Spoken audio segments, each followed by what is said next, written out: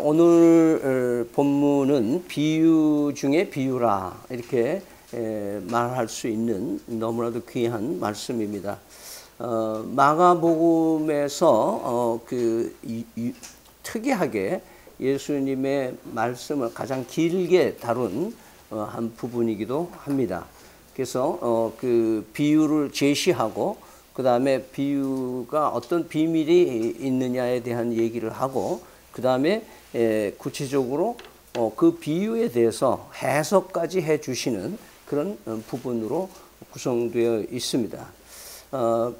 그러면서 우리가 주목해야 할 부분은 뭐냐 하면은 소위 씨 뿌린 자의 비유라고 하는 이 비유가 어느 위치에 있느냐가 굉장히 중요하다라는 것을 우리는 눈여겨봐야 됩니다. 왜냐하면 지난주 말씀드린 대로 큰 무리들이 오고 또 나사렛 고향 사람들이 와서 예수님을 미쳤다 그러고 막 이 바알세불에 의해서 귀신을 쫓았다고 막 이렇게 코너에 몰리는 그런 상황에서 예수님의 어머니와 형제와 누이들이 와서 예수님을 만나보려고 할 때 하신 위대한 말씀이 뭐냐 하면 하나님의 뜻대로 하지 않는 사람은 내 형제일 수가 없고 내 어머니일 수가 없고 내 누이일 수가 없다라고 단호하게 말씀하신 부분 다음에 이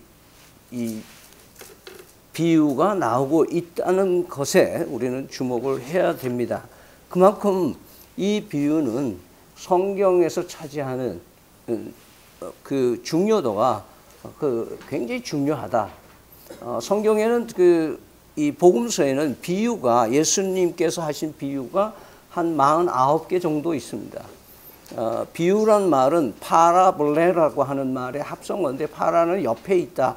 그러니까 바이블 성경 옆에 또 다른 어떤 예시된 얘기를 이렇게 비교해 봐서 쉽게 진리를 깨달을 수 있게 하는 얘기다는 것이죠. 그런데 그 말씀이 어디서 확인되나 하면 13절을 한번 읽어보시면 또 이르시되 너희가 이 비유를 알지 못할진데 어떻게 모든 비유를 알겠느냐. 지금 내가 얘기하고 있는 이 씨 뿌린 자의 비유를 얘기하는데 이걸 모른다면은 어떻게 나머지 내가 비유를 얘기하는 거를 너희들이 알 수 있겠느냐. 그러니까 모든 비유의 진리의 키가 오늘 이 메시지 속에 숨어 있다라고 말씀하고 있는 것이죠. 그래서 왜 그런지, 왜 비유로 얘기하는지에 대한 얘기가 전부 나오고 있는데요. 그 중에 가장 우리가 관심을 가질 수 있는 것은 하필이면 이렇게 큰 무리가 많이 모여 있는 이 상황에서 이렇게 비유를 4가지 밭에 대한 얘기를 이렇게 하시나 이런 의문을 가질 수가 있습니다. 왜 그러냐? 그러면서도 이 비밀을 이렇게 비유를 얘기하는 것을 보고 개별적으로 제자들과 그 측근에서 따르던 사람들이 예수님께 왜 이렇게 이 비유로 얘기를 하십니까? 그에 대한 답변이 뭐냐 하면 내가 이 비밀을 하나님의 가족, 패밀리, 그래서 하나님의 뜻대로 살려고 하는 사람들에게는 내가 이거 풀어서 비밀을 알려주지만 일반 대중들에게 내가 이거를 다 얘기해 주지 않겠다. 비밀을 그냥 놔두겠다는 거예요. 왜 그러나 하면 이사야서를 인용하면서 그들이 보기는 보아도 알지 못하고 듣기는 들어도 깨닫지 못하게 하여 돌이켜 죄 사함을 받지 못하게 하려 함이라. 참 굉장히 이상한 얘기잖아요. 다 복음을 듣고 예수 믿어라 그러실 텐데 이게 공개적으로 이게 이 측근들에게 말할 때는 내가 이 사람들에게 이렇게 비밀로 놔두는 이유는 바로 그들이 이걸 잘못 오해할까 봐 그렇다.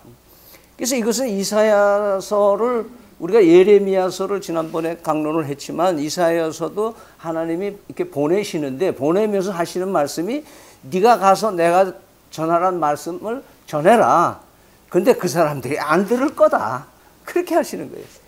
자, 뻔히 나가서 전도해봐야 전해봐야 안 들을지 뻔히 아시면서 이사야를 보내시는 모습이에요.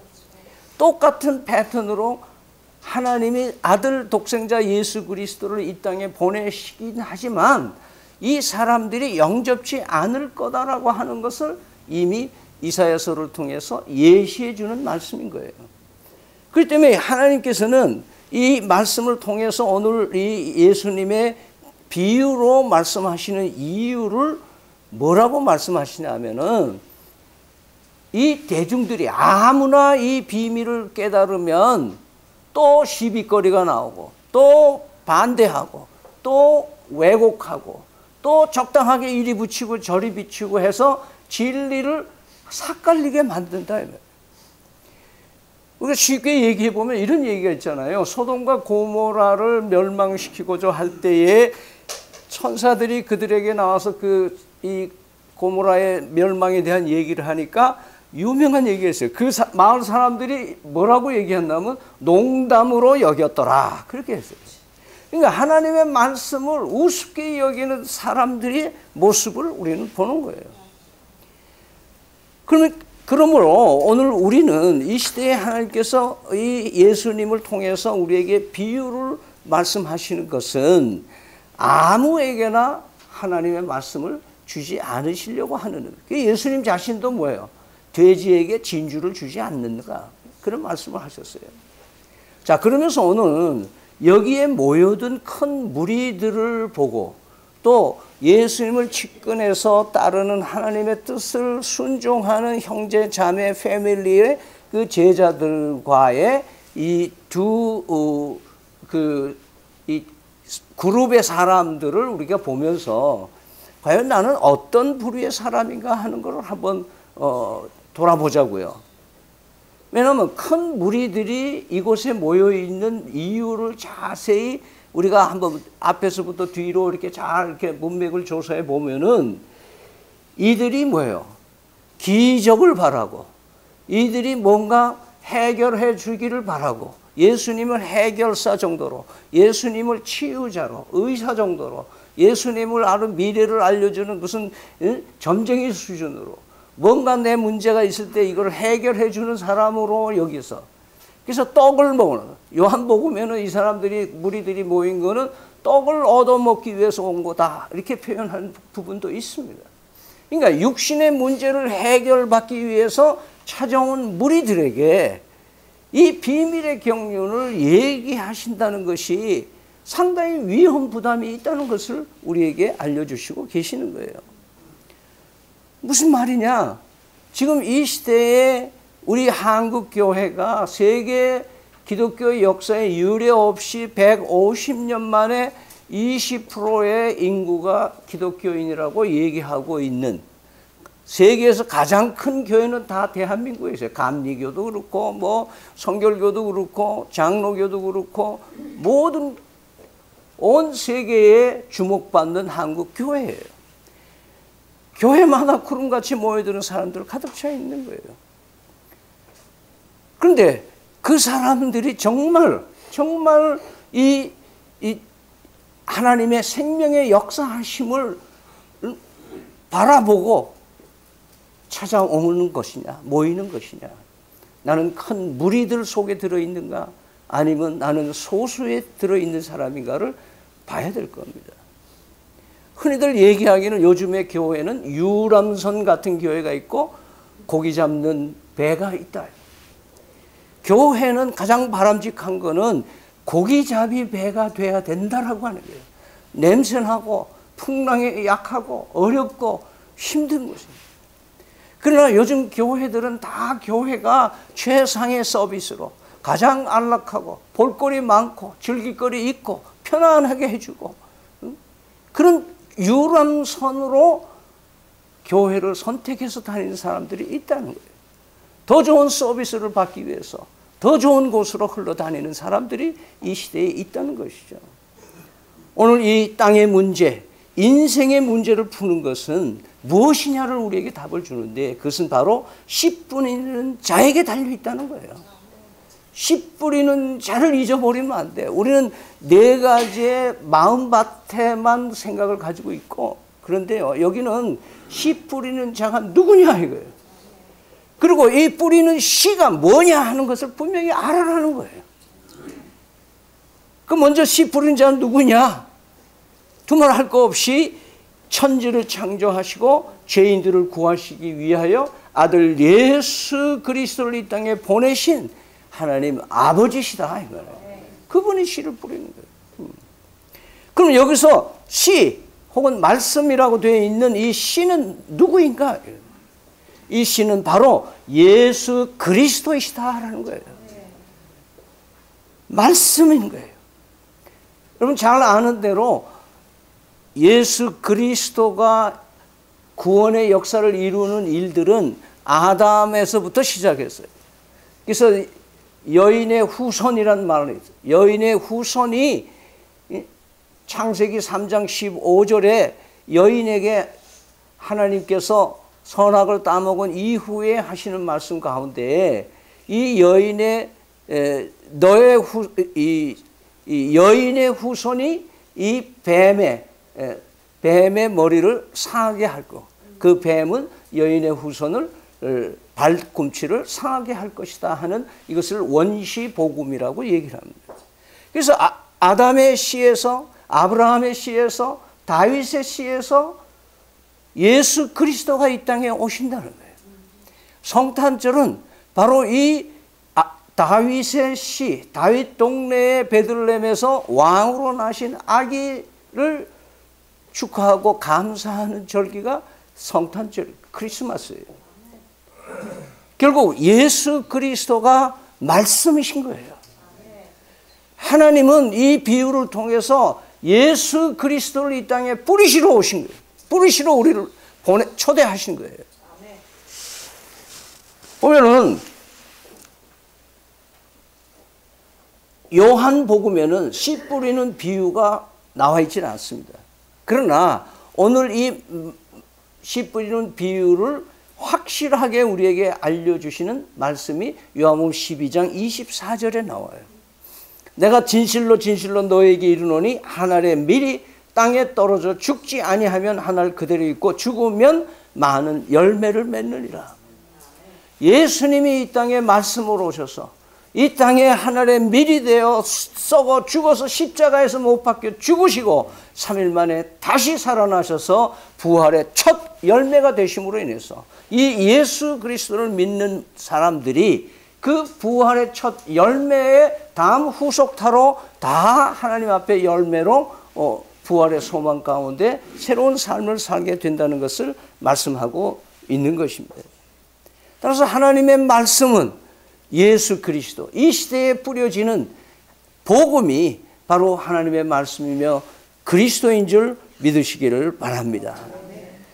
히브리서 1장 1절 2절에 보면은 옛적의 선지자를 통하여 여러 부분과 여러 모양으로 우리 조상들에게 말씀하신 하나님이 이 모든 날 마지막에는 아들을 통하여 우리에게 말씀하셨으니 이 아들을 만유의 상속자로 세우시고 또 그로 말미암아 모든 세계를 지으셨느니라. 오늘 이 하나님의 비밀을 풀어주시는 예수님은 바로 그분이 인류의 역사를 바꾸는 분이며 어떤 마음을 만들어 주시는 분이냐를 어떤 마음으로 변화시킬 수 있는 분이냐를 오늘 우리에게 알려주시고 있는 것입니다. 자, 생각해 보세요. 여러분, 땅은 자기 스스로 자기 일을 바꿀 수 있어요, 없어요? 우리가 흔히 이 비유로 설교를 할 때 여러분 다 좋은 땅이 되십시오. 믿습니까? 그렇게 얘기를 해요. 그럼 어떻게 좋은 땅이 되냐 이게. 땅은 어떻게 해서든지 자기가 어떻게 해서 자기 땅을 좋게 할 수 있는 재간이 없는 거예요. 그러니까 이 길가라고 하는 땅도 자기 스스로 사탄이 지나가는 걸 막지 못해요. 가시 덩굴 속에 있는 그 있는 밭도 자기가 제거할 수가 없어. 염려와 근심을 아무리 빼버리려도 잘 안 돼. 평생 염려와 근심이 따라다니잖아. 돌짝밭 같은데 돌을 제거하면 좋겠는데 돌을 제거하지가 안 돼. 그러니까 환난과 핍박이 오면 무너지고 예수 안 믿는 자처럼 잠수하거나 그냥 굳어버리는 거예요. 땅은 땅일 뿐입니다. 땅은 땅일 뿐이에요. 여러분이 아무리 눈물을 흘리고 애를 쓰고 아무리 노력해도 여러분 좋은 땅 될 수가 없습니다. 의인은 없나니 하나도 없다고 하신 거예요. 하나님이 율법을 우리에게 주신 것은 율법을 지킬 수 없다라는 것을 알려주시려고 율법을 주신 거예요. 예수님 오직 한 분만이 율법을 완성하신 분이고 오직 그분만이 인생의 운명을 바꿀 사람이에요. 우리는 모두 길바닥 같은 땅이고 가시밭 같은 땅이 가지고 있고 돌짝밭 같은 그런 결실을 낼 수 없는 존재인 것을 인정하시길 바랍니다. 아직도 많은 성도들 가운데는 그래도 내가 좀 뭐 할 수 있다고 생각해요. 그래도 내가 좀 선할 수 있다고. 그래도 내가 좀 노력하면 하나님이 감동을 받으실 거라고 생각해요. 자주 말씀하지만 이거는 유교적인 사상이 우리 국민들 마음속에 있어가지고 지성이면 감천이라고 생각하는데 하나님은 지성으로 다 하면 감동하시는 분 아니세요. 예수 믿어야 감동하세요. 왜 예수님을 십자가에 못 박기까지 사랑해 주신 하나님이시기 때문에 오늘 우리의 삶 속에 여러분 이 예수 그리스도를 마지막 때에 거친 돌이 되셔서 돌 같은 마음을 깨부수시는 분이 예수님인 줄 믿으시길 바랍니다. 우리의 심령의 가시와 엉겅퀴를 염려와 금심을 뽑아버릴 분은 예수 그리스도 한 분뿐입니다. 우리 속에 최강자로 모시는 그 사람에게 사탄의 접근을 철저히 막아주시는 분이 예수 그리스도인 줄 믿으시기를 바랍니다. 그러면 오늘 본문에서 조금 의문이 가는 게 있어요. 그럼 왜 돌짝밭인지 뻔히 알고 가시밭인지 뻔히 알고 뭐 이런 그 길가 밭인지 뻔히 알면서 왜 거기다가 왜 씨를 뿌려요? 그냥 좋은 옥토에만 뿌리면 될 거 아니에요. 그래야 하나님 곳간이 많이 채워질 텐데 왜 이렇게 바보처럼 그러세요? 이렇게 말할 수가 있을 거예요. 근데 우리가 조금 더 좀 자세히 보면은 이스라엘의 땅은 밭이 원시적인 농사 형태는 여러분이 잘 아는 대로 이 이스라엘 백성들은 원래 유목민들이었어요. 농사를 할 줄 몰랐어요. 그래서 이 가나안 땅으로 와서 농사를 시작을 하는데 특별히 요즘 우리가 말하는 밭처럼 뭐 탁 해가지고 멋지게 갈아엎어가지고 씨를 심고 이런 것이 아니고 그들의 씨는 원시 형태의 농사법으로 그냥 밭인지 돌밭인지 가시밭인지 길가인지 구분이 없는 그런 밭에다가 씨를 뿌리는 모습을 보는 거예요. 하나님의 은혜인 거예요. 하나님은 누구에게나 비를 주시지 않아요? 누구에게나 하나님의 은총을 주세요. 그러면서 오늘 이 말씀 속에는 씨 뿌리는 자의 주권적인 역사는 누구나 복음의 대상이 되신다고 말씀하시는 거예요. 누구에게나. 그래서 오늘 우리는 이 말씀을 들으면서 그러면 하나님이 누구에게나 동일하게 역사하신다 그런다면은 그러면 옥토가 되기 위해서 어떻게 해야 되느냐 이거예요. 어떻게 돼요? 옥토가 되게 하시는 분은 예수님이라고 그러셨는데 예수님의 말씀을 들을 수 있는 사람이어야 된다. 여러분 3절 한번 보시죠. 오늘 본문에 그 3절을 보면 뭐라고 얘기하세요? 들으라. 들으라. 들어라! 좀 제발 좀 들어라. 들어라. 들어 먹어라 좀. 9 9절에는 뭐라고 되어 있어요? 들을 수 있는 자는 어떻게 해요? 귀는 다 가지고 있지만 듣는 귀가 되는데, 듣는 귀가 가진 사람이 복이 있다. 요한계시록에는요, 이 들을 귀 있는 자는 복이 있다는 말이 7번 반복해서 나와요. 똑같은 메시지를 듣고 똑같은 성경을 읽어도 듣는 사람이 있고 듣지 않는 사람이 있다 이거예요. 여러분이 혹시 많은 사람들을 하고 얘기해 보지만은, 또 많은 이야기를 듣지만은 똑같이 들었는데 한 사람은 기억하고 한 사람은 잊어버리는 거예요. 듣는 태도란 거예요. 이 듣는 태도를 성서에서는 믿음이라고 하는 거예요. 믿음이라고 하는 거예요. 듣는 귀를 가질 때, 듣는 귀를 가질 수 있을 때 우리는 내 밭이 변화되는 것을 내가 체험하게 되는 거예요. 우리 속담 중에 소 귀에다가 경을 읽어준다. 말에 동풍에 따뜻한 걸 아무리 불어도 말은 모른다. 말은 듣는 것. 우리 생리적으로, 인체 생리적으로 귀에 전혀 문제가 없어서 소리 듣는 데는 문제가 없는데, 듣는, 입력하는 방식에 본인이 주의를 기울이지 않으면 입력이 되지 않는다는 거예요. 오늘 네 종류의 밭을 한번 비교를 해볼까요?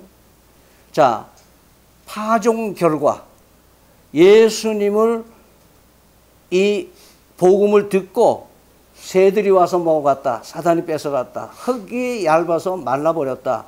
기운을 막아서 가시떨기가 돼서 한다. 좋은 땅은 무성하여 결실을 열었다. 이렇게 얘기를 해요. 자, 원인은 뭐냐? 길가 땅이라는 것은 내가 예수를 믿는다고는 하면서 내 안에 온갖 잡신들이 다 내 속에 있는 거예요. 내 마음을 아무나 짓밟을 수 있도록 내 마음을 그냥 헬레블레 하고 내놓고 살아간다 이거예요. 예수 믿기는 믿는다고는 하는데 그냥 세상의 모든 잡다한 걸 다 내 속에 입력시키면서 예수님이 내 마음을 변화시키도록 허용하지 않는 삶을 타드는 거예요. 그 다음에 돌밭은 뭐예요? 뿌리가 없어 넘어진다. 뿌리가. 신앙은요, 여러분 나무 자라는 거하고 똑같아요. 나무가 자라는 건 저는 잘 몰랐는데요. 뿌리가 먼저 자라고 뿌리 자란 만큼 위로 자라는 거예요. 뿌리가 튼튼한 나무들은요, 태풍이 불어도 넘어지질 않는 거예요. 오늘날 우리 성도들이 이단 사이비에 홀려서 가고 돈에 빠지고 유혹에 빠져가지고 허우적거리는 이런 것들은 다 환난과 박해에 뿌리가 없으니까 금방 넘어지네요. 그럼 가시떨기는 뭐냐? 자라지 못하게 하는 원인을 예수님이 해석을 해주는데 염려와 탐욕과 재물이라고 해요. 돈을 사랑함이 일만하게 뿌리라고 얘기했어요. 지금 이 시대에 살아가는 우리에게 가장 큰 우상이 뭐냐? 돈입니다. 왜냐하면 돈이 하나님보다 좋거든. 하나님보다 좋아. 하나님 없이는 잘도 살겠는데 돈 없이는 못 사는 게 우리 인간들의, 현대인들의 삶이에요. 신앙의 선배들은요, 주일날 쉬지 않는 교회를, 그 직장을 회피하고 살았어요. 그거 왜 그럴까요? 그것을 율법주의를 넘어서서 내가 내 신앙을 바로 세우기 위해서는 염려와 근심과 하나님이 먼저라는 거예요. 내 생애의 우선순위를 하나님이라고 얘기해요. 예수 그리스도가 내 생애의 1순위가 되기를 바랍니다. 아니 0순위가 되기를 바랍니다. 마태복음 6장 33절에 유명한 말씀이 있잖아요. 그 앞에 보면 너희가 무엇을 먹을까 무엇을 입을까 염려하지 마라. 저 들의 백합화를 보라. 저 산나는 새를 보라. 입히지도 않고 창고도 없는데도 하나님이 다 먹이시지 않느냐. 근데 오히려 내가 너희들을 왜 그냥 방치해 놓겠느냐. 그러니까 너희는 먼저 그 나라와 그 의를 구하라. 그러면 이 모든 것을 내가 너에게 더하여 주시리라. 예수 붙들면 줄줄이 사탕으로 나에게 따라온다는 게 있다는 거예요. 예수님 붙들고 살면 여러분의 염려, 근심이 물러갈 줄 믿으시기를 바랍니다. 근데 좋은 땅은요, 자동으로 되지 않잖아요. 좋은 땅은 예수님이 나를 갈아엎으시고 성령으로 내 마음을, 심령을 갈아엎어가지고 부드러운 땅을 만들으셔서 예수님을 모시고 살아가는 그 삶이 풍요로워질 수가 있는데, 뿌리가 자라고 싹이 나고 줄기가 자라고 온갖 풍상을 다 겪어야 되지 않습니까, 여러분? 그래야 안 그래요? 아, 나는 예수님 제대로 믿으니까 그냥 자동으로 30배, 60배, 100배 열리겠지. 그러고 낮잠 자는 게 아니잖아요. 우리의 신앙의 싸움은 그런 싸움을 싸워야 되는 거예요. 그래서 우리의 심령은 열려 있어야 돼요. 항상 하나님을 향해서 열려 있어야 돼요. 그리고 우리의 삶의 모든 데서 긍정적으로 해야 돼요. 그리고 언제나 우리가 아멘, 그냥 말로만 아멘이 아니고, 이 말은 말로 아멘 하는 것은 믿음으로 내가 반응을 보이므로 그들의 살아내야 되겠다는, 살아내는 삶을 얘기를 하는 겁니다. 그러니까 좋은 땅은 예수 그리스도를 모시고 그 말씀대로 살아내므로 나오는 결과로서 30배, 60배, 100배의 열매를 맺는다는 것을 잊지 마시기 바랍니다. 오늘 우리의 마음이 듣는 귀와 듣는 자가 되시기를 바랍니다. 씨 뿌림을 받아서 예수 그리스도를 통해서 묵은 밭, 낡은 밭, 성령 하나님 좀 갈아엎어 주십시오. 그리고 내 속에 생명의 씨가 자라서 하나님 앞에 영광 돌리는 삶을 남은 여생 동안 살아드릴 수 있도록 감동을 허락해 주십시오. 이런 간절한 기도가 이 아침에 여러분 삶에 있어지기를 축원합니다. 함께 기도하겠습니다. 여러분의 입술로 한번 기도하시기 바랍니다.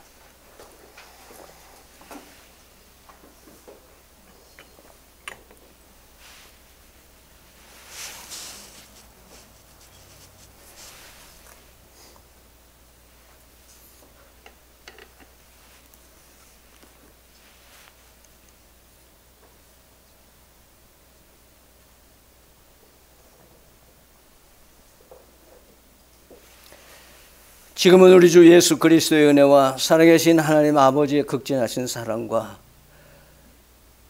예수 믿고 좋은 땅으로 변화시켜 주신 그 은혜를 품고 말씀 따라 순종하여 하나님의 영광을 드러내는 심령이 되기를 원하는 귀한 성도들 머리 위에 지금부터 영원히 함께 하시옵기를 간절히 축원하옵나이다. 아멘.